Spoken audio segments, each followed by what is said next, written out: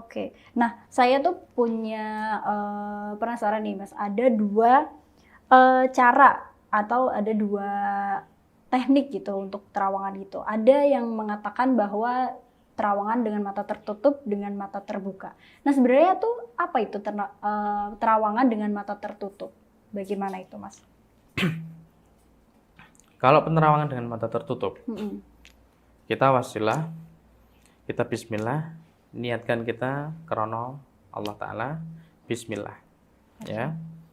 Dengan kita melakukan meditasi, apa yang kita inginkan dan apa yang kita sebut di dalam batin kita, dan kita ucapkan di dalam diri kita menjalar ke kepala kita. Maka energi dari meditasi tersebut dengan melalui insting, ya, dengan melalui fikir, ya, fikir apa istilahnya itu. Kalau saya sebut sih biasanya ngimpen. Kalau saya sebut biasanya ngimpen. Oke, berarti dengan mimpi. Ya. Oke. Jadi meditasi, jadi begini. Meditasi dengan memejamkan mata seolah-olah kita itu mati suri. Namun tidak. Nah, dari ngimpen itu tadi bisa menjalar ke tubuh kita ataupun ke kepala kita dan melihat sosok yang kita inginkan itu berada di dalam lingkup diri kita, di dalam ngimpen tadi. Begitu. Oke, berarti memang ini ya dengan menggunakan teknik meditasi dengan berfokus pada satu tujuan tujuan ataupun yang satu kita pikirkan, begitu, pengen capai ya. Begitu. Oke, nah terus bisakah semua orang itu melakukannya, Mas? Perlu diketahui, semua orang jika mau dan mampu, insya Allah bisa. Tidak ada yang tidak mungkin di dunia ini. Jika Allah sudah berkehendak, kun fayakun, ya. Namun perlu tahu juga bahwa kuat tidak orang tersebut melakukan apa yang diinginkan. Contohnya orang tersebut mempunyai kapasitas yang sekiranya cukup di dalam dirinya, namun masih saja diseseli, ya, masih saja masukin terus. Kira-kira muntah tidak? Jelas muntah. Nah, maka dari itu jika mau melakukan apapun harus kita tahu kemampuan di dalam diri kita itu seberapa jauhnya. Kalau kita mampu, bismillah. Kalau memang tidak mau, jangan dipaksakan. Oke. Ada nggak sih, Mas, kelemahan atau kelebihan dengan mata tertutup ini? Bicara tentang kelemahan dengan terawangan itu tadi, asal tidak dilakukan dengan kesombongan, asal tidak dilakukan dengan menyombongkan di dalam dirinya tersebut, itu akan menjadikan permanen dan baik di dalam dirinya.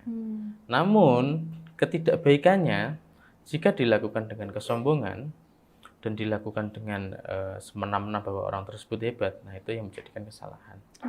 Intinya seperti itu, bahwa sebenarnya ilmu itu tidak boleh diamalkan, boleh, ya, diamalkan boleh, diajarkan ke orang boleh, namun jangan dibuat untuk sombong. Karena apa? Sesuatu ilmu kalau seumpamanya dibuat untuk sombong, alhasil ilmunya pun akan luntur. Itu ya, berarti harus hati-hati juga ya kalau memiliki ilmu ya, Mas? Sangat berhati-hati, Mbak. Karena apa? Sesuatu ilmu sebenarnya itu tidak boleh dibuat sombong. Karena Allah tidak suka orang yang sombong. Seperti itu. Dan semua ilmu ataupun semua hakikatnya di dunia ini yang diberikan oleh Allah ke manusia, itu adalah titipan. Begitu.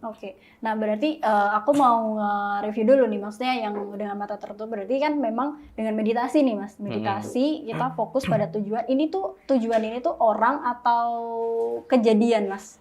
Macam-macam. Ya. Tergantung kita maunya apa. Tergantung yang menginginkannya itu apa. Ya contohnya tadi, seumpamanya diminta dari instansi khusus, ya. Contohnya ada bla bla bla kasus ini, contohnya bisa dibantu. Nah, bisa terjadi dibantukan dengan penerawangan tersebut. Oh.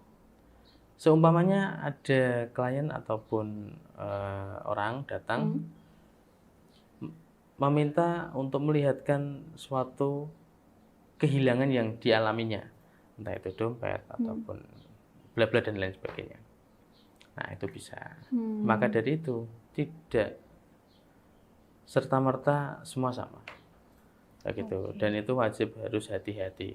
Setiap kali orang yang konsultasi dengan saya, memang masalah penerawangan saya agak simpangkan dulu ataupun sampingkan dulu. Karena itu nantinya yang menjadikan kesalahpahaman. Oke.